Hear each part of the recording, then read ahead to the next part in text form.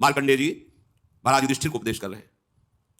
एक बार एक सन्यासी जी ने कहा था कि हमने गुरुजनों से सुना है कि यदि वचन से संकल्प ले ले कि बस अब कुछ महीने बाद हम संन्यास ले लेंगे और विरक्त होकर भगवान का भजन करेंगे, और यदि वो ऐसा नहीं करता तो उसे चंद्रायण व्रत रहना चाहिए, तब उस पाप से मुक्त होगा। चंद्रायण व्रत कहते हैं प्रतिपदा को 1 ग्रास, द्वितीया को 2 ग्रास और अमावस्या को 15 ग्रास, फिर नीचे घटाते चले जाओ 14, 13, 12, 11 ऐसे पूर्णिमा को पूर्ण को 1 महीने से उपवास रहने से हम संन्यास लेंगे। इस बात के अपराध का उसको संन्यास लिया नहीं, केवल घोषणा कर दी थी। और जो संन्यास ले लिया या वानप्रस्थ, वानप्रस्थ कहते हैं पत्नी के सहित विरक्त होकर भजन करना। गृहस्थ में थे, अब निर्णय कर लिया कि अब आजीवन हम ब्रह्मचर्य रहेंगे और भगवान का भजन करेंगे, धाम तीर्थ वन आदि में रहकर वो जीवन में दोनों भजन करके भगवान की प्राप्ति में लगा, उन्हें वानप्रस्थ कहते हैं। संन्यास जो पूर्णतया वैराग्यवान होकर केवल भगवान के आश्रित जीवन। संन्यास मार्ग में माता पिता परिवार का दिया हुआ कुछ स्वीकार नहीं किया जाता, उनके द्वारा भरण पोषण नहीं स्वीकार किया जाता।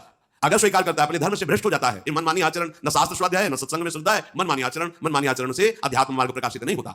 जिसने संन्यास ले लिया और वो फिर गृहस्थ में लौट जाता है, अब हमसे तो होने वाला नहीं, तो उसे आरूढ़ पतित कहते हैं। आरूढ़ पतिते दत्तो मन्यान योग हृतम चयत, उसको दुर्गति प्राप्त होती है।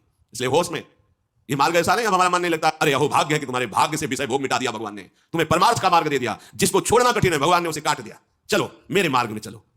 हम मनमानी आचरण नहीं, बिल्कुल नहीं। यहां शास्त्र आदेश करता है, ऐसे नहीं होना चाहिए कि 4 दिन हुए कपड़ा उतार दिया, कपड़े बदल लिए, 5वें दिन फिर उसी पोशाक में, तो जानते हो इससे क्या होगा? जीवन भर कुछ कर लो, दुर्गति प्राप्त होगी। तस्मात् शास्त्रम प्रमाणम ते कार्याकार्य, ये कानून है। कानून में फंस गए तो सजा निश्चित होगी। ये भागवतिक कानून जैसे एक राजकीय कानून है, तो ये भागवतिक त्रिभुवन का कानून है। त्रिभुवन में कहीं यही कानून काम करेगा। अलग अलग देश का कानून है, लेकिन ये त्रिभुवन का कानून है, विश्व का कानून है, ये भगवतीय कानून है। अगर इसमें फंस गए तो निकलना मुश्किल हो जाएगा। बहुत सार शास्त्र के अनुसार चलो।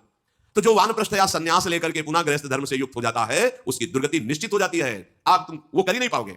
जैसे कहते हैं अब मंत्र ले लिया, आप क्या जाने की जरूरत है? मंत्र प्रकाशित ही नहीं होगा, जप ही नहीं पाओगे। लिख के देख लो, ये शब्द लिख लो, मंत्र नहीं प्रकाशित होगा, जप ही नहीं